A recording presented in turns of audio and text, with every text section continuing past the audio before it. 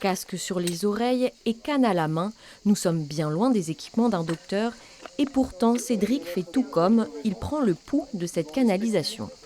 J'essaye de trouver en fait le bruit, donc le bruit qu'on cherche, une sorte de vibration en fait. Si jamais il y a fuite, ça crée une certaine vibration, une certaine fréquence qui doit s'afficher sur le boîtier, voilà.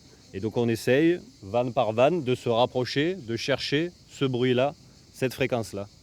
Si une des artères de la canalisation fuit, un pic irrégulier se forme sur son moniteur. Avant de réaliser ce travail presque chirurgical, la zone de recherche est diminuée. On cible des endroits précis à l'aide de ce capteur plongé dans des canalisations.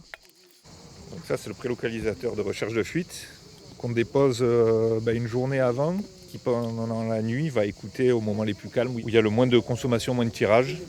Parfois, les fuites sont récurrentes sur une même zone et le tuyau commence à être vétuste. Il faut donc le remplacer pour éviter la casse. Sur 5000 km de réseau, 1% des canalisations sont changées chaque année. Le but, prévenir plutôt que guérir.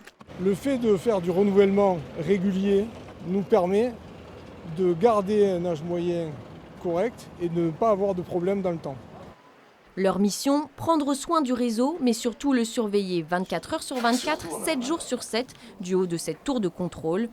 Tout est fait ici pour préserver l'eau, une ressource de plus en plus rare, en témoignent les nombreuses sécheresses de ces dernières années.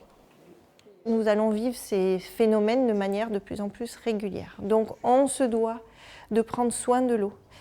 C'est un vrai enjeu de société. Aujourd'hui, il faut vraiment y associer le citoyen pour qu'il fasse un usage raisonné de l'eau. Et les Provençaux l'ont déjà compris. Une baisse de presque 10% de consommation d'eau est relevée depuis 2022 par la Société des eaux de Marseille, de quoi encourager à continuer de fermer le robinet.